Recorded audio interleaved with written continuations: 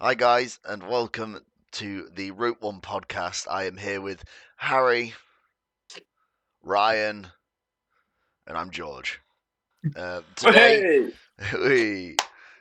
first topic, we will be speaking about Harry, Manchester City. Manchester City.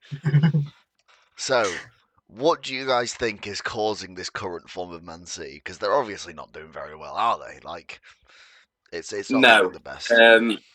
I'll go first.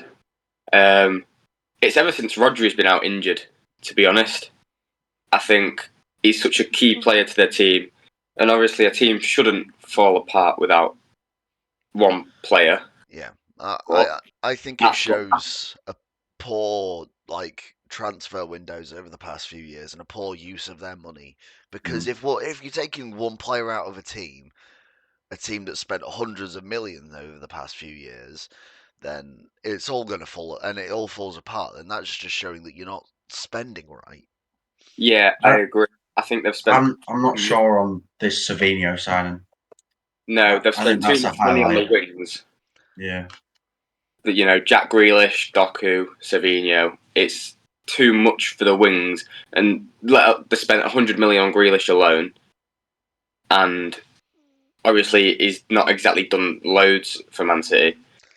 And I think they've sort of neglected the centre midfield area because got Rodri and not thought, oh, what if he goes out injured for a season like he obviously now is. I think that they've gone like, oh, we just need a stronger attack. Our midfield's solid, and it's like, no, if he was the last proper midfielder they brought in, Calvin Phillips. That's not a bringing in When did they bring Kovacic? Oh, Kovacic was the last one. Yeah, that was last season. I don't particularly think he's played well. I think he's done all right. Oh no, they brought in Gundogan again, and I think that was a poor choice. I thought that they managed to get him off just as he peaked, and he started to go down and down. What is he, 32, 33? It was almost a panic buy, wasn't it? It was almost a panic buy. It was basically, we need somebody in. Barcelona's going to give him on a free because they need to get rid of the money because they're really financially irresponsible. So, yeah. And I think when you say that he's 32, you've got to look at the whole squad because the whole squad is aging, and I think are they going to stick with that, or are they going to start having to pump him hundreds and hundreds of millions more, which they can't afford to? Yeah, it's like another Man United at the end of Fergie. He won the last Premier League, but their squad was so old, like they were all about to retire. They were all the impact of that. really young. I was listening to Patrice Evra a few weeks ago, and he said, our team in the final season with Fergie weren't very good. We were just all really scared of Fergie, and that's why we played well. And is the fact that they can't pump in hundreds and hundreds of millions because of the 130 odd charges they've got for FFP gonna hamper what they can do even more, and they're gonna have to stick with that aging squad or move over to the youth academy? But Rico Lewis, yeah, fair enough, he's broke through to the squad, but he isn't exactly playing the best at the minute. No. So they have been giving that Simpson Pussy a chance. Like, he's been coming on and playing centre back for them, which, I mean, they've conceded when he's there, but I also don't think it's his fault because he's only 18, you know. Yeah. Like, I really think that the senior players have kind of lost it. Like, I think Kyle Walker's they've got an experienced striker, but he relies too much on that midfield, and it's gone. Yeah, he stopped scoring. He can't get any service. It's like being a striker at Man United, not Man City at the moment. Which to me makes no sense given how much they spent on the wings. Yeah. How can you have that lack of service to where you are struggling to score goals after breaking records season after season because one player's gone? It's ridiculous. And he's not exactly a crosser of a ball, is he? Like, you know, I think looking all through the team, mistakes are happening everywhere, which you wouldn't normally see with Man City. Even at the back, Ederson, usually one of the most reliable keepers in the world, and he's been making mistake after mistake after mistake. Was it Feyenoord in the Champions League? Oh yeah, Where he made 3 very rash decisions on the bounce, and it cost them a 3-0 lead, and they drew 3-3. Yeah, I mean, he was dropped the other week, wasn't he? For Ortega. Yeah. Who, again, didn't have a great game and lost, but... I just think they've all lost their heads. It looks like Yeah. Pep's lost his head as well. He has, given that he scratched his skull to bare bone. It makes you think, like, how long can this go on for? But it almost seems like he's given up from the press conferences. He's just like, I can't fix it. I can't do this. I can't do that. And he's not even making excuses for it. He's just like, how can he get to? He'll get to 17 games without a win, with one win, and it's like that can't go on. It can. It can. But I think, how long can City ride on what he's done in the past to keep him on board? Because, yeah, fair enough, he's Pep Guardiola. He's won your 6 Premier Leagues. He's won your first Champions League, etc., etc. But how long can you ride on that success before it does get too much? The sixth in the league. I'm dropping. You know, And bear in mind, Bournemouth for 1 game week of overtaking them. You know, do you allow Man City, a Champions League winning squad, to go below Bournemouth? And bear in mind, they've just given him a new contract, which means if they do have to get rid of him, they've got to pay him. I think that new contract was put in so that they thought we're starting to lose. We've got this. Everybody's probably thinking he's going before we can jump. Like he's going to jump ship before all this financial stuff comes out. So like we'll give him a contract, one that specifically doesn't say, "Hey, you can leave when the money when we get done," and it's not worked. It's not giving them a bounce, and it's really it's not screwing them over, but it's not let them. It's made it so Pep can't just amicably leave at the end of the season. Like if he leaves, it's almost as if they know something we don't. Like they're playing as if they've already been charged. Yeah, it's really weird watching them because they don't have the. Usually you watch them and they have that control. They're really like tight, and everybody knows it. It looks like they don't know what to do. They don't have that.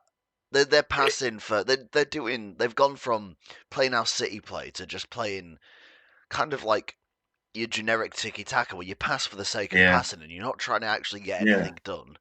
And then they're losing the ball as well, like all the time. So I don't know what they can do. I was watching an interview with Kyle Walker, and he said usually they'll have Christmas off because usually, they're winning the league or they're doing really well. This year they're going in on Christmas to train, and I think that just shows that they know. But does that have an advantage or a disadvantage? I don't know. You don't have a break. A lot of teams though, like most teams train on Christmas. Yeah, they're going for a morning shift. The whole family comes. I watched the I think it was a United one last year, and it was like they brought family along for it just to. It was like you all come train and then at least make it fun, Yeah. But usually City they go down in October. They have a bit of a crap time, and then they bounce back. And it's not like it's like Wolves got a lucky win because they got a bit over cocky and called him a Korean man. But this year you can tell something's different and something's off. Like I think even before Rodri left with they were struggling. They weren't playing the same. They weren't even. It was like they weren't. There's no clarity of what they're trying to do. Yeah, it's all muddled into we've got to play the ball forward and have to do it, but then it don't go anywhere. It never seems to go anywhere. And in their last respected 12 games, San Marino have won a game more than what Manchester City have. It's beautiful. It's honestly, it's amazing. It's making me cry. Big up San Marino. Big up the San Marino boys. But yeah, honestly, boys, Sam Allardyce in. No, Sam Allardyce. honestly, if they're not getting done for if they're not getting relegated and all of the points deductions and stuff like that, I think that they will try to bring in Areola. Like that's the one player, that's the one manager, sorry, who I think either Madrid or City will go after him because he's an incredible manager. If Or I was, does Jose Mourinho go to him? Because as he said, he's interested in a struggling squad on the lower end of the Premier League. So is that a Jose Mourinho sort of move right there? if I was Man City and I was getting rid of Pep Guardiola, I'm not sure if he'd come, but the first man I'd look towards is Nuno Espirito Santos. Because look what he's done at Nottingham Forest. Or would he move from Forest knowing that he's top four? And that's it. That's what I've just said.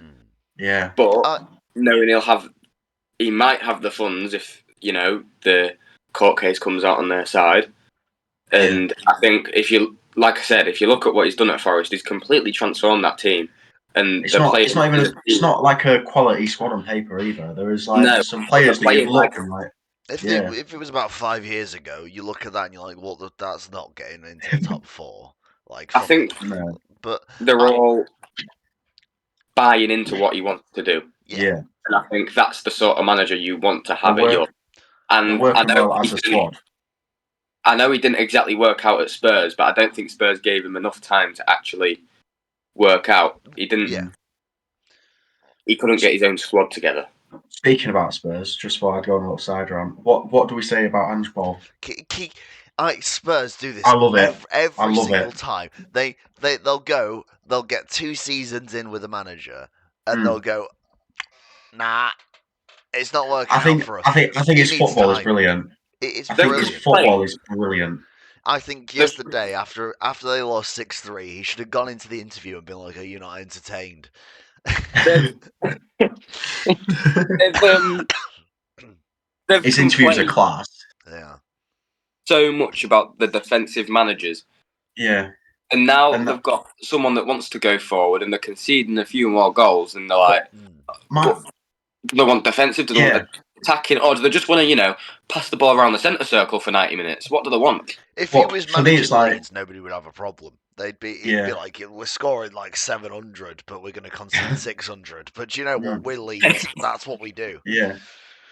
But 2-0 up, right? I think Jamie Carragher pointed this out. The 2-0 up. Why are they still attacking? Why not? Yeah. Why sit at the back for 20 minutes because you're 2-0 up? Spurs against Chelsea last year. They go when they had 9 men? 9 men, and they're still playing the high line, and they're still pressing. Because why wouldn't you? Throughout that whole game, I know they lost 4-1, and that was just because Nicholas Jackson did an absolute masterclass of the worst hat-trick I've ever seen. But Tottenham were by far the better team the entire game. And they played their football with 9 men better than Chelsea did with 11. That game was just calmer for the Liverpool game the week before. Yeah.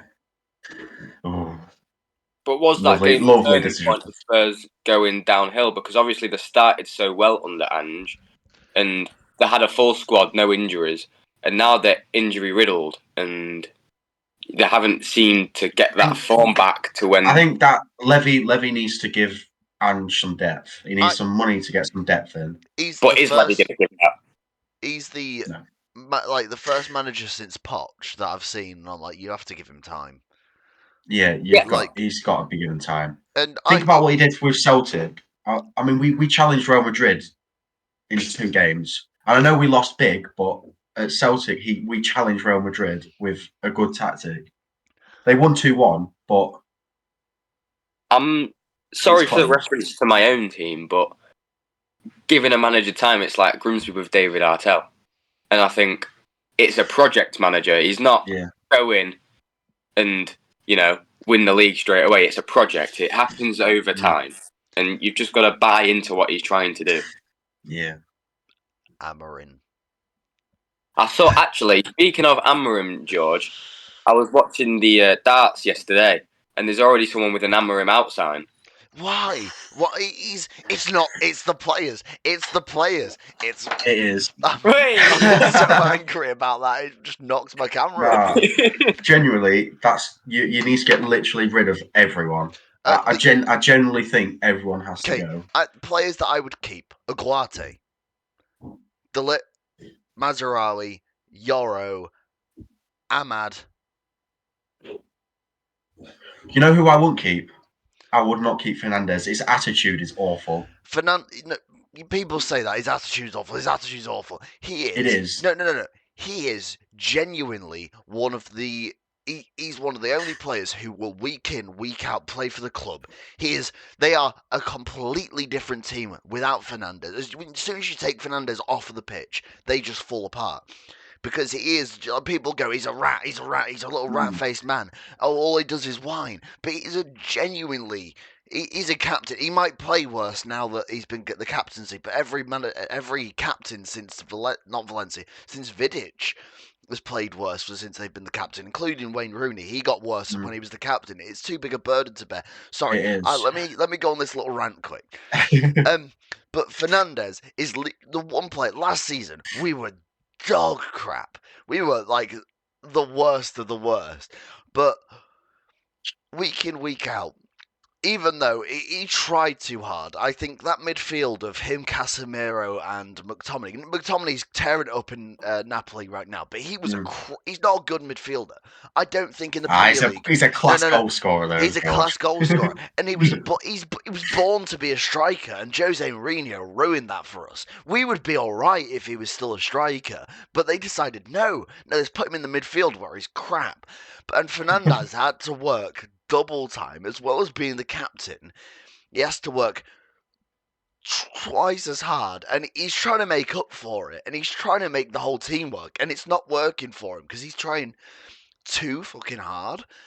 And watching an interview with him, he was saying, not only do I have to know exactly what I'm doing, I have to know what every single player on that pitch is doing as the captain and make sure that they do what they're meant to do. And it's like you can tell as soon as he comes off, those players aren't getting told exactly what they need to. Yeah. People say he's not a captain material, but just because I think the reason people don't say he's not captain material, one, he's not English. I think that takes like, oh, Harry Maguire should be captain. Why? Because he's English. That's like, obviously Harry Maguire's lost the captaincy and he's become a much better player since. I don't think it's a coincidence that that's happened. And one, because everybody hates him because he's like, oh, he's whiny, but like, man's complaining trying to get a free kick. What else are you meant to do? Like, at this point in football, it's the same as like when people complain about diving. I hate the diving, but you're trying to get the right result. By Harry, it's just man's phone don't want to die. Man's phone does not want to die. It's just that's how football is now, you know. And I genuinely think that Fernandez is a world-class player, but have you just put your captain armband on? I have. I think putting a midfielder as a captain is too much. A midfielder for me is the highest position on the pitch. You're already doing so much. You're the centerpiece of every tactic there is. To put a captain on that, now you're not just thinking about making sure your tactics working, and you're going up, you're coming back, you're going up, coming back. Now you've got to make sure everyone else, like you said, is doing what they should be doing. I don't think it works. That's why there's been a decline in his quality since he's been. And also, it didn't help that he was. You can tell that he was trying it way too hard last year. I know he was the only one trying on the pitch at times. Him and Harry Maguire were like the only ones trying on the pitch, and you can tell he's trying to make the Hollywood balls to. And he's trying to make sure Marcus Rashford's never pressed in his life. So Bruno's trying to press twice as hard to count for that. Also, Casemiro, McTominay midfield behind him. I wouldn't feel safe with that behind me. Like Casemiro was awful last year. It was so bad. Just come back to what you were saying about McTominay, and I think the reason he wasn't playing so well is because I think, he needs that Fred alongside him.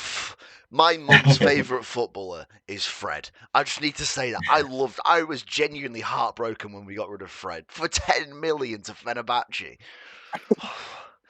Fred was like, He's just that guy, though, isn't he? I don't know if it's because Ten Hag lost the dressing room, but like without Fred, we kind of dipped a bit. And I know that's how many United managers can you make the excuse they've lost the dressing room for? Before there's so many now. But but they have all lost the dressing room. But I don't think that's on the manager. I think it's the fact that the players. I think the players are deluded. I genuinely think they think they're better than what they are. Rashford, he needs to go. He's leaving. He said he's leaving. I've also heard that his missus has broke up with him to go on Love Island. Good on her. I hope some Jordan I genuinely hope he puts more effort into his relationships than he does for Man United. That's what I'm going to say. Clearly not. Yeah, clearly not. He does good work for kids. I understand that. But that doesn't mean that I have to appreciate the work that you do on the pitch. What was that, George? What work on the pitch? Exactly. We'll just skip over the kid comment. I just think that there's a lot of people who aren't up to standard. Like some of them, I think you've got your ones where they are. So this is the line here. You've got the ones who are above your line at the moment, like a Duarte, De Ligt, Mazraoui. Even though Mazraoui did have a bad game yesterday, I'm going to admit that he was a bit crap yesterday, but he's still above that line. Yoro, Højlund as well. I think Højlund's good. He just doesn't get past two. I do think that as well. I think Højlund he's got some quality about him. I never see enough. He's just too raw. Yeah. You have your ones on that line. You've got maybe your Garnacho, your sometimes Dalot, as long as he doesn't take a 40-yard shot because he's decided, and then you've got your lost. We need to bin these off, mate. Your Luke Shaw, your Rashford, your Casemiro. Casemiro's on like the third highest paid player in the league, by the way, and he's on like 350 grand a week. But he can't play football. I just want to go back to George when you was going through the players you'd keep. I didn't hear a Kobbie Mainoo.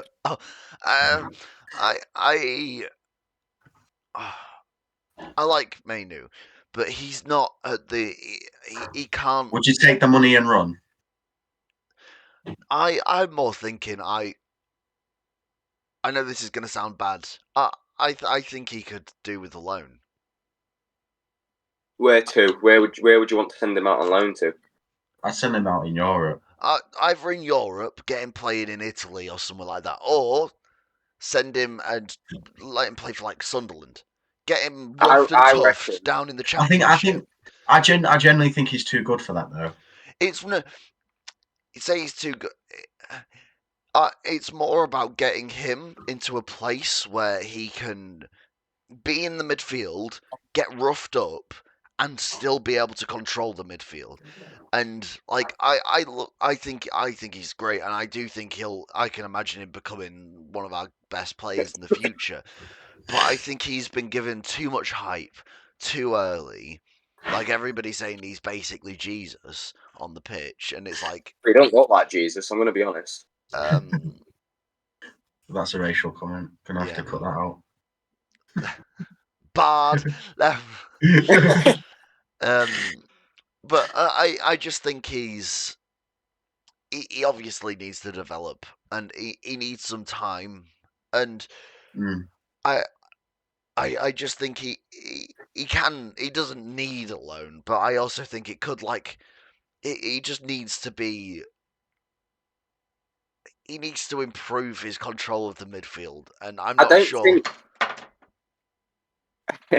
Just ignore that. I don't think he's going to be in as much. I don't think he's going to be in as much favour with Amorim. I just, he's come in and he's not been playing as regularly as Ten Hag had him playing week in, week out. That's. I generally think Ten Hag was just playing the players that he knew would try play. Yeah. At the end, and he was just. Yeah. And Rashford. I just think half of the Man U squad isn't ready to be a Man U player yet, and it's like, yeah, and it's like, well, I've lost my train of thought now because.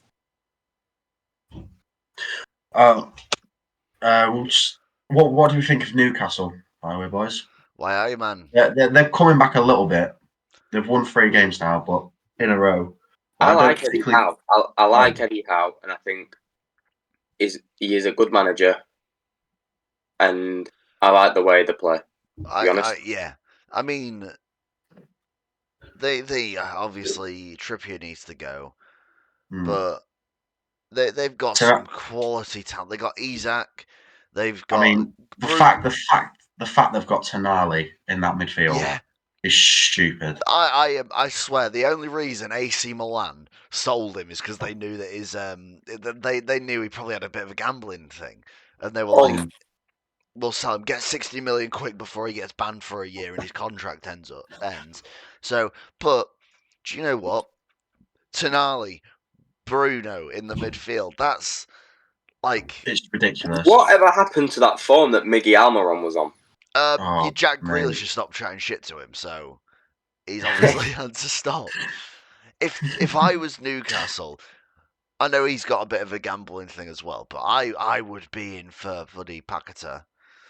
Yes, very much so. One, you know that him and Bruno are going to be working well together, so you've at least know you've got some chemistry. Yeah, well, no, not even that. They were busy mates at Leon. And you also know you'd have a good night out in Vegas with him. True, but no, I just think, Newcastle right on. I think you've got that group of teams at the moment who are right on that periphery of just being able to burst up into. Yes. And I don't think we'll see a consistent top 4 for another 5 years. Like, do you reckon Forest have got it in them to stay top 4? I don't think it's going to be Forest. In that top 6 at the moment, Forest aren't going to be the ones who end up in the top 4. They might squeeze a Europe team, but I think they'll slowly fade out. Bournemouth are the ones who I think are going to be. I think we're going to end up with 3 years, and maybe even 4 years, of just your usual suspects, your City, Liverpool, Chelsea, all in the top 3. Yeah, but is City going to be there for much longer? Is City going to last out the season? I don't know. I'm just talking as like a general thing. You'll get your usual suspects, and then you'll have one team every year for the next few years, including the past 2, where you're like, oh wow, they made it to the Champions League this year, and they'll go on a good little run, like Newcastle, Villa this year, and I think next year's going to be Bournemouth. Year after that could be Brighton, could be Brentford, could be Forest. You don't know, but I just think there's going to be a team who are going to surprise us, and I think they'll do well in Europe. I think this current Bournemouth team, what's separating Bournemouth out from, like, I'm trying to think of teams in Europe at the moment, from your Bologna or your Brest or your Stuttgart or your like, I think I like the shape of Brest. I genuinely think I like to watch them. If you, I'm about to drop a controversial opinion here, and we're just talking about Brest. Brest are going to make it to a semi-final this year. Semi-final, quarter-final. I think they're going to be that surprise team, like Leon a few years ago. There's always one. There's always one. Yeah. There's always one. I think Bournemouth could like young boys. beat Real Madrid. Wow. Bournemouth could beat Real Madrid. Yeah, I think this Bournemouth team. If you whack them in the Champions League at the moment, they play their 10,000 seat stadium. I think I forgot what it's called. They play at the Vitality, right? Vitality. They've done that before, haven't they? Yeah, they have played Real Madrid. Bournemouth have They played played Real Real Madrid Madrid at when the they were in League One. Vitality. Yeah, They got yeah, smashed they 6-1. did, didn't they? Yeah, I know. I forgot about that. Why did that happen? I don't know. Why did it happen? Do you know what Ronaldo and Kaká's first game at Real Madrid was? Was it Bournemouth, wasn't it? No. Their first game at Real Madrid was away at Shamrock Rovers. Love that. I think, by the way, while we're still talking about it, I think Real Madrid, you look at them and they haven't played particularly well this season, and they still find themselves above. I tell you, the decisions that have gone a their very way. high-praised Barcelona team with a game in hand, and that Barcelona have been praised highly, and they're one of the favourites to win the Champions League in my eyes. But I wonder why. Atletico Madrid find themselves above them with a game in hand, and so do Real Madrid. I think Barcelona are just seeing a dip in form at the minute that isn't great for what they're trying to achieve. And Hansi Flick has still promised that Barcelona will fight for every title this year. I don't think the money's there to keep players. I mean, I've heard rumours of Dani Olmo being forced out. Yeah, because he's not signed to. They're saying about yeah. Get okay. I'll just direct this directly at you. This is you're here on the camera for me. So I'm thinking that Harry, look to your right. Just look directly to your right. So I'm thinking that they're going to be getting rid of Christensen. That's one of the rumours. They've got enough centre backs. He's back. Sorry, boys. Yeah, you can look back again. They'll end up getting rid of Christensen. That's on the books. Did you know that Dani Olmo's? Do you know what Dani Olmo's last name is? What? Carvajal. So you've got Dani Carvajal playing for you. But imagine that, them playing 60 million to not even be able to play him properly. That'd be great, and he just ends up at Arsenal or Liverpool. That's what Liverpool need him though. Liverpool don't need to invest money while they don't need to. Like they're playing so well. I said in the summer. I said in the summer, like, everyone's going, why is he not spending money? You've got weeks in, you haven't got depth here, you haven't got depth here.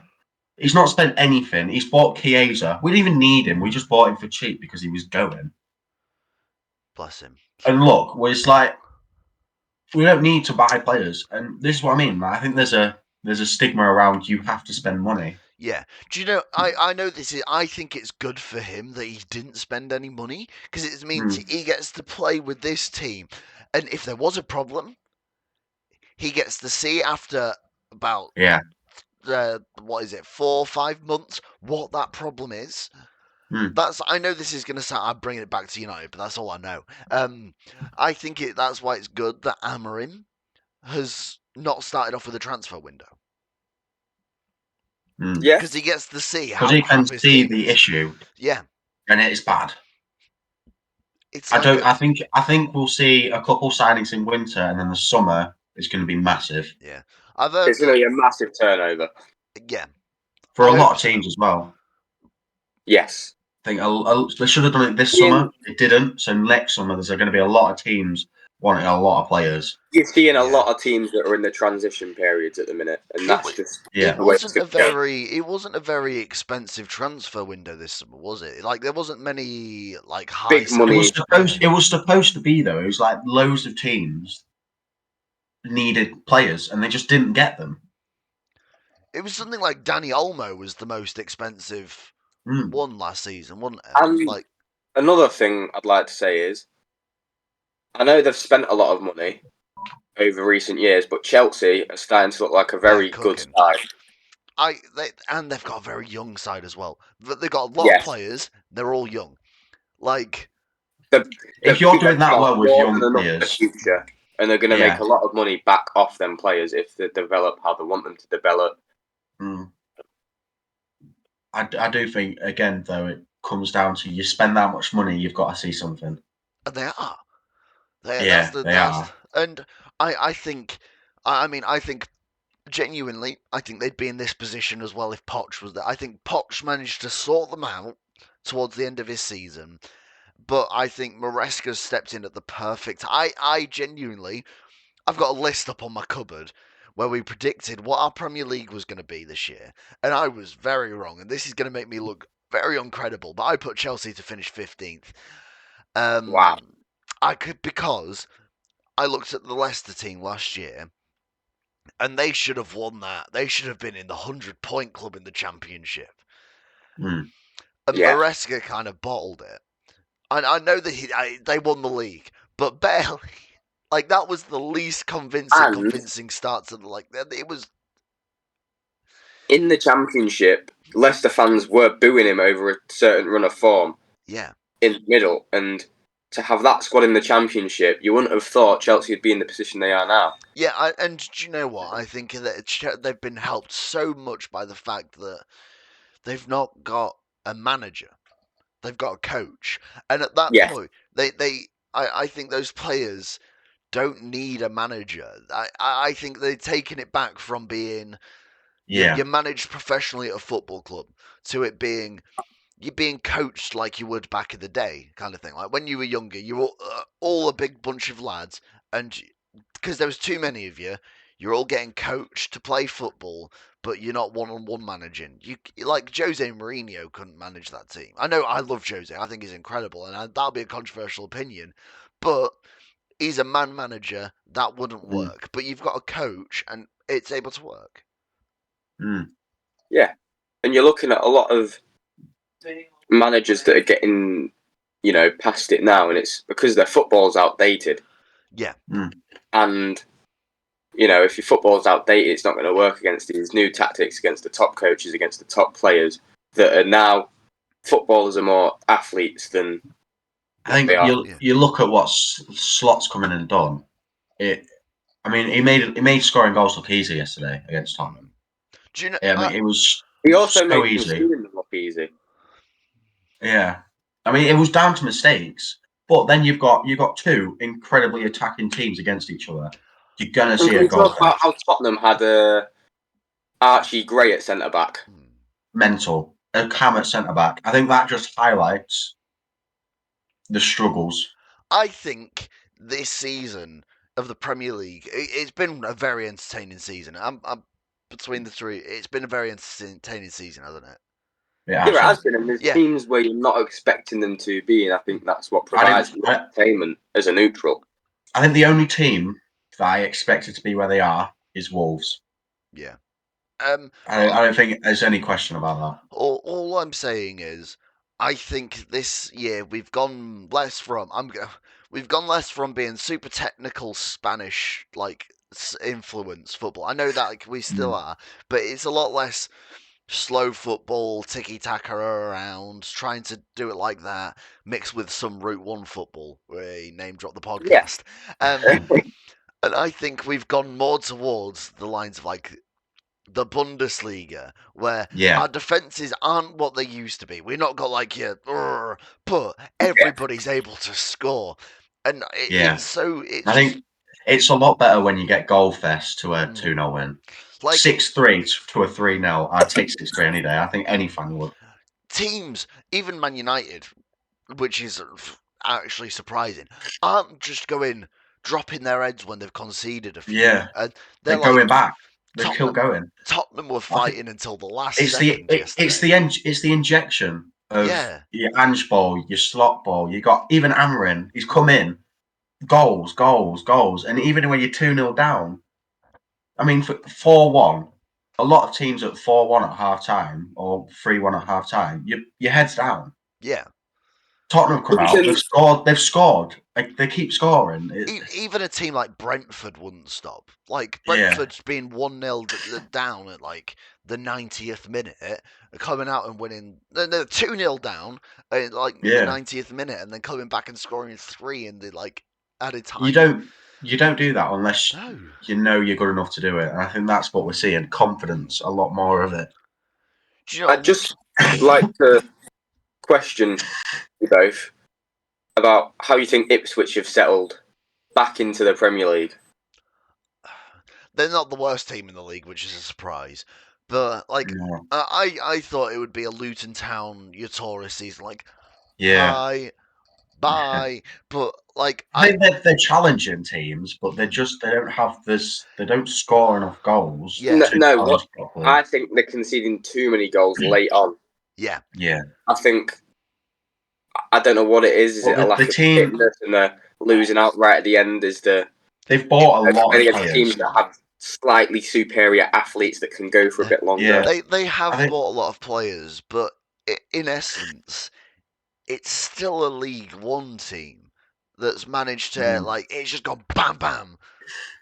And I think that it's hard to keep up. It's a Championship squad playing in the Premier League. Realistically, but I'd like to give big credit to Liam Delap because I think he's been great.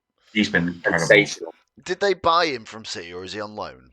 They bought him, but I think City have got a buyback clause. Yeah, because I wouldn't be surprised if that's activated. He's been incredible. Not with the way City are struggling at the minute as well. Oh yeah. No.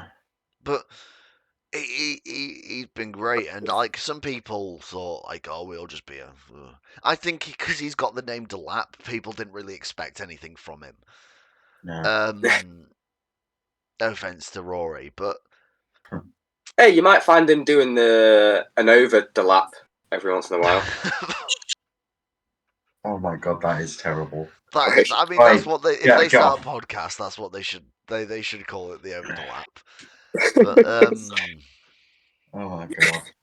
Oh, that is horrible. That is a joke. That's a clip for the TikTok. Oh god. Yeah. You've just derailed us there. I don't know what to say. I think. What's the next topic?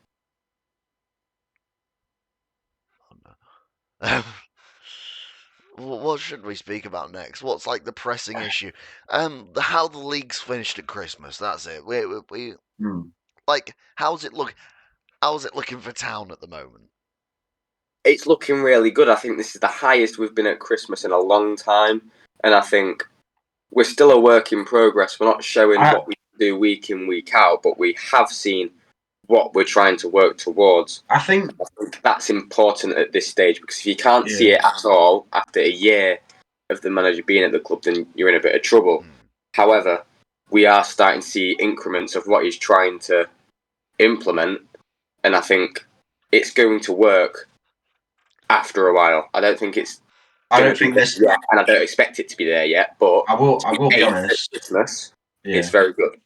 I don't see it happening this season. I see it happening next season. Maybe not even next season. I think the issue we have at the minute is they come to Blundell Park, home ground, and as soon as we go 1-0 down, the fans turn. I think there's a group of fans that turn. I think we're having the season what Colchester wanted to have, who are down there with Danny Cowley and Nicky Cowley. I think they're trying to do what we're trying to do. We're just getting there much quicker, and I think Colchester fans aren't exactly seeing what they're trying to implement, which is because they've had Danny Cowley for a similar amount of time we've had David Artell. And I think, looking at that, we're clearly the better side, making more progress. But it's if we can continue to make those little steps and become a better side. That's what it is. It's just the little steps. It's little things at the minute that we're getting just very wrong. Inconsistent is the word. It's just minimal stuff. But when we play well, we play really well. When we play bad, when you play bad, awful. When you play bad, it's called playing at home. All I'm saying, guys, Wembley is not at home. That's an away fixture. I would just like to say, though, about Town. Jaden Luke, who's on loan from Luton, he is a very promising player that could play at a very high level. And he's very good on the ball.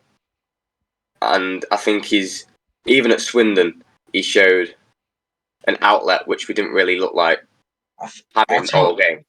I tell you what, though, I think we bring in an Icelandic player who's scored Champions League goals, and I think my dad was telling me, he's like, you've got an Icelandic international playing in League Two. There's got to be something that bigger teams are seeing that Town haven't, because I don't think he's not consistent enough. He plays really well, and then for 5 games later, 5 games after that, he can't keep the ball. But how many players have we got that are inconsistent? Too many. All of them. Way too many. Way too many. I think the only player that you can call consistent at the minute is Kieran Green. He battles like hell. I think he's sensational. And I do hate to say this, but just in a beat crew, we missed him. We've missed him. Oh, we really have. He gets injured, and we've missed him. I think that's you guys are really missing Aaron Morris. I don't. That's something that had never come out of mine or your mouth, Ryan. But no, I don't really. I think we're starting to see what he's about now, and he's starting to get his eye in for professional football. He needed a good year and a half to do that, but I'm glad Artel's brought him back, because at the minute we only score goals when he's on the pitch. He's currently not on the pitch. He actually isn't included in the team photo. How's Luca Barrington doing this season? He's very inconsistent. On Saturday, he was woeful. I think he was one of the players I was most excited to see, with him coming from a big club. With a very good youth academy. I generally think he's been disappointing. From what I don't like to say that. From what I've heard, they're going to have more and more of a relationship with Brighton. So I'm thinking you are going to have a few more Brighton loanees over the next few years. I think that'd be class. I think we do really well with that. If we got into League One, we're looking at more quality players. Yeah. But if you look at players they could send to the Championship, but they could send elsewhere. If you look at Grimsby Town in the past, loan players have been wasted because we bring in absolutely nobodies who are absolutely woeful. Whereas this year, the loan players we brought in are actually doing something. Yeah, Dean Henderson's an exception. Slight exception. But usually we waste loan players who aren't good enough. I mean, last time was at Swindon, we brought in... I forgot his name, but it was absolutely... Mikey O'Neill. And he's now playing, 3 leagues below Town? 2 leagues below Town? Yeah. He's not exactly tearing it up there either. The recruitment's been awful. I still think... Sorry. No, it's all good. I don't particularly think we had a good recruitment, but this season I think we got it right. Which makes a few. Yeah. I think the best player that I've seen us bring in this transfer window was George McEachran. Yeah, and he was woeful on Saturday as well, which just shows every player is inconsistent. I genuinely think he's been one of our best, if not our best player. I agree. He's incredible in that holding midfield area. I think we've also missed Jordan Davies a lot. No, I haven't seen him put. I like him for Town yet. No, I like him. I haven't seen him put in one good performance for Town yet. I know what it is. I do like the way he plays. I haven't seen him put in a good performance in a Town shirt yet. The home game we won, I thought he played well. I don't particularly think he played well. I don't think he showed enough. In a game where we won 5-2, we dominated. I don't think we saw him all that much. It's not always what you publicise; it's what you do for a team. Yeah, I think sometimes you don't get noticed. Yeah, I think. I just don't think it was. He's been great at all, to be honest. And I think at Swindon that just showed it all. I didn't think he was good enough, and I think he's a National League player, to be honest, because he scored all them goals in the National League for Wrexham, but as soon as he moved up to League Two with them, he didn't get a sniff. Anyway, yeah, Championship at Christmas. Please, I'm begging Sunderland get promoted. Okay, my perfect. What? It's happened again. Hey, getting excited again. Okay, if I'm going, I think what's the top 7 at the moment? Sunderland, Burnley, Leeds, Sheffield, West Brom, Blackburn, right? Yes. If I'm picking 3 of those to go up, Leeds, because Leeds are a Premier League team. Like Leeds should be in the Premier League. Blackburn. Oh, yeah, also a very historic team, you could say. And Sunderland. Like yeah, those 3 teams. If those 3 teams come up and I'd love them to just stay up. Yeah, we need a bit more historical teams back in the Prem. I love how Nottingham Forest are doing so well. They deserve to be there. My old next door neighbour was a Forest fan, and we knew them for years and years and years. And honestly, when Forest got promoted, I was like Mark Goldbridge. I was just so happy that Forest were back in the Prem, and it was like they like the area that we're in Grimsby is a very like Leeds, Nottingham, like a lot of like fans of those teams. So it's you know somebody who's a fan of each of those. So you do feel a bit like, hey, I'm feel really obliged happy. to think, yeah. Like I'm so happy that they've gone up, and I'm Oh happy. yeah, me too. I'm happy that they haven't dropped. Because like they looked like if they dropped in that first season after they spent all of that money, that was them gone. They'd go into administration. They got 22 players they brought in. Paying That is 2 starting squads. 155 grand a week for Jesse Lingard. Something else I'd like to talk about. It was good signing though. About the Championship is Hull City. Because they're doing absolutely awful. They sat Liam Rosenior. Genuinely, I don't know why. Team that was looking very promising for this season to get promotion if they kept him. I understand why they sacked him. I do not at all. The reason they had a Premier League squad and they didn't get up. Like that's fair enough. I mean, they spent loads of money. They had to get promoted. They had it for half a season. Appointed him when there was near the relegation zone again. Yeah, but I get why they have. Doesn't exactly work. No, I know. I get why they have, but again, they don't. They shouldn't have. For me, it makes no sense at all, and they should not have done it whatsoever. They had a reason to do it, but I don't think they should. Because if they kept him, he could have got some players back in that he had that were still Premier League level, if that's what you want to call them, and then get them promoted this season. But no, they've just gone thousands. They've rushed into it.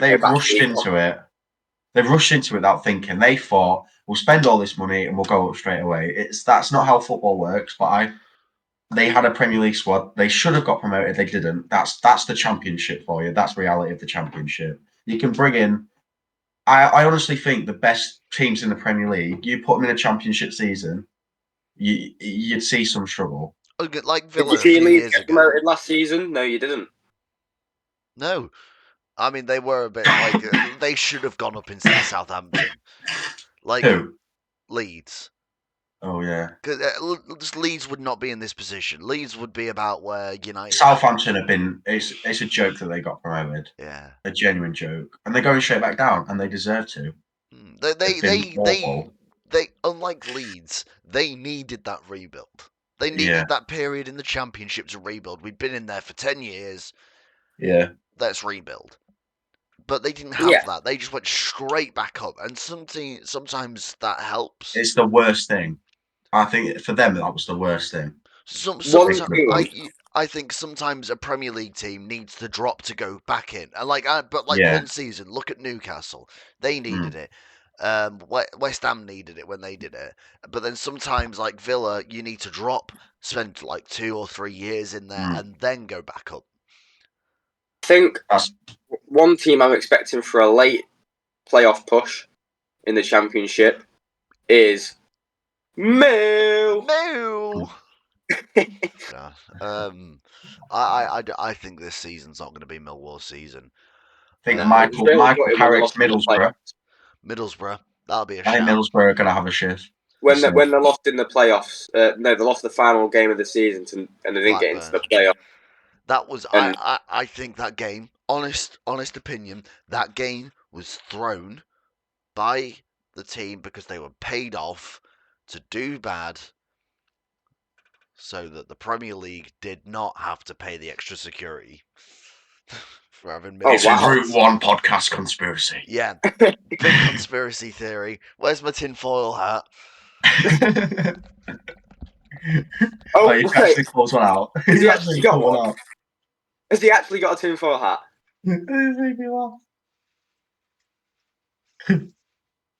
I'm expecting big things. Oh my god. Big Route 1 conspiracy. There's no way. Millwall should have been in the Premier League, but they were. But there wasn't. Yeah, they were cut out by thing. I tried to record a little thing about how Johan Cruyff was kidnapped, attempted to be kidnapped by the Argentine government for the Reels channel, and I couldn't get it to work properly. Oh well. So I might have to make one. I'll make a conspiracy theory thing after this, and then we'll also post this clip onto the line. What the dog doing? What's the dog doing? He's just crawled on me. So bro. Yeah, we'll I genuinely think that happened. Yeah. And the final league we've got to go through is League One. Yeah. I think Bolton, very underwhelming. Wickham. I know. That's the death of Ryan. Yeah. I think rest in peace, man. But no, I think Bolton have been very underwhelming under Ian Evatt. They was looking promising last season. There's 3 teams that have underwhelmed. Peterborough. Massively underwhelming. Bolton, and whoever was the third one who got Barnsley. Barnsley have been underwhelming as well. Yes. And I think you're seeing teams like Wickham. I know they was in the Championship a few years ago, but you weren't expecting them to go and be first at Christmas. Everybody was expecting either Wrexham or Birmingham. Yes. And I know those two are hovering around, but... And I know Birmingham do have 2 games in hand, but in a minute we're talking about how the league sits at Christmas and Wickham sit pretty at the top. Dog just killed his computer. I just got a message through saying dog just killed my computer. It's very it's incredible that you've got your 2. These 2 are going through. Oh, Huddersfield's going back, and then it's just Wickham. Innit? And it's good to see. And another team I've been impressed by, I must say, and I hate to say this, Lincoln, as a Grimsby Town fan, but Lincoln City have they've looked very strong again. They will be a Championship team in the next 5 years. Yeah, they will. And I hate to say it, but they deserve it. They're playing good football. They do. They've got a good manager, and I think it's the sort of stuff Grimsby should be trying to do, because they got to League 2. Was it a year or 2 after we did? And then they put straight on to League 1, and they got in the playoffs very quickly in League 1. To be fair, nearly went up. They didn't, but they've rebuilt. They've gone again, and now are looking promising again. That will leave us as the only one in the Football League from our area, the Humberside and Lincolnshire area, that's not been up into the Championship, won't it? Yes. Actually, we've not even been into League 1. That's quite sad. I moved up here 2005. November 2005, and that was the first year of us being in the Championship, I think. We're a team that likes to live off what it's done in the past instead of trying to get back to where it was in the past. You know, back in the 30s. when we was FA Cup semi-finalists twice. Do you know that we hold the record attendance in Old Trafford with Wolverhampton Wanderers? Woohoo! But no, I think I've been very impressed by them, and I think going to the other end of the table, Burton Albion. What is going on at Burton? I don't like Burton. Ever since I they think got Town relegated to the I National think League. they're going to be a League Two team next season, and I don't see a way of escaping. Yeah, I don't either. And I think Shrewsbury are going to escape it with Gary Ainsworth in charge. I think he's going to do a very good job. They've brought Jamal Blackman in as a goalkeeper, and I think I've always rated him. I would have took him at Town, but I think Shrewsbury. Up on your screen. Do it again. Give us a thumbs up. Remember, guys, leave a like and subscribe. Come on, guys. Yeah. Sorry, boys. It's alright, don't you worry, sunshine. We're going to have to bleep that bit out. Probably are. Is that your actual... Yeah.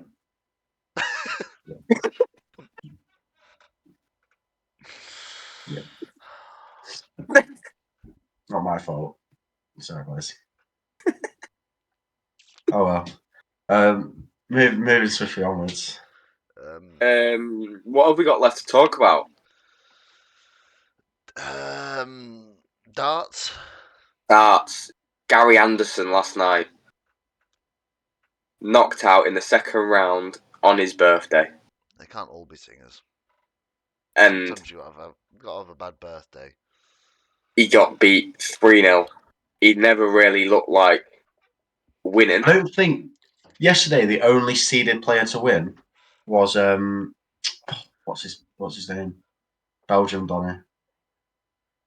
Oh, Van Berg. Last. 1 second. Yeah. That was it. Van Berg. And look, he was Gary Anderson against, was it De Graaf? And he didn't play well. No, his double conversion after the second set was 1 out of 17. It can't go on like this. Oh, it can. Yeah, it can. It definitely can't because he's out. Oh, yeah, great point. But it did. It did continue like that. It did continue like that, and that is a 6% conversion rate, and that for professional darts at the highest level isn't good enough. And then he's been playing well all year. He's Michael Smith's been knocked out as well. I mean, he's just been something. Yeah, he's not been great at all. No, he really has. Down to 15th now. And these players that are getting knocked out at the early stages, once the rankings come through again, they're going to find that they might not be in the top 20 because losing the World Championships is a very big, hefty sum that you're losing towards your ranking. Yeah, as seeded players coming out in round 2 is unheard of. It shouldn't be happening, to be honest, but it happened. And I mean, Michael Smith was champion 2 years ago, and now he's out to I don't even know who it was. No, generally, a newcomer. It's not seeded, so I like Luke Humphries. Well, yeah, hello in that. I thought I was so happy when he won last year. My dad and his granddad, like a few years ago, were just like, that Luke Humphries fella, he's gonna win it one day. He did. I think when he was fat, I just think the ratio of arm to body fat was too big for him. He slimmed down a bit, and he can hit the triple 20 now. Yeah. There's not enough. There was just too much weight behind the darts. That's what it was. Too much oomph on it. Who's going to win this year, the Worlds? I'll put Luke Little to win. Luke Humphries, let's go. Stephen Bunting. I love Bunting. Me too. I think it really looks. It's like one of my favourite decorations, to be honest. You get it all up. And it's like, that's some nice buns in there. Oh dear. No, Stephen Bunting. I think it's his year. I don't want Luke Littler to win. Watching him at the Sports Personality of the Year Awards, he just seems like because he's like so young and stuff like that. He just seems really arrogant. He needs some media training, and I don't know. It kind of put me off of him because I'm like, oh, yeah. It's very, very good, but I think he will win it, but I don't particularly want him to. Yeah. I think he's done well. He's done good for the sport of darts. A lot of people have got interested in it with him doing so well. But I think he needs a couple of years before he does. I think the new person to bring media attention to darts is actually Stephen Bunton. Yeah. People just got behind him because he's just a general guy. Yeah. And that's what people like. It's a sport full of general people. It's sound geezers throwing darts at a board. Yeah, most of them alcoholics. Away from the hockey, they're all mates. Most of them. I think a nice sort of family environment, isn't it? Yeah, and that's good to see in some sports because you don't get it in many. You don't get it in football, Jesus. No. One thing, George, I know you told me not to. However, McLaren are champions of the world. I'd just like to. That's not new news. It's not new news. Old news. Stop the stream. I'd just like to get out there. McLaren are world champions of 2024.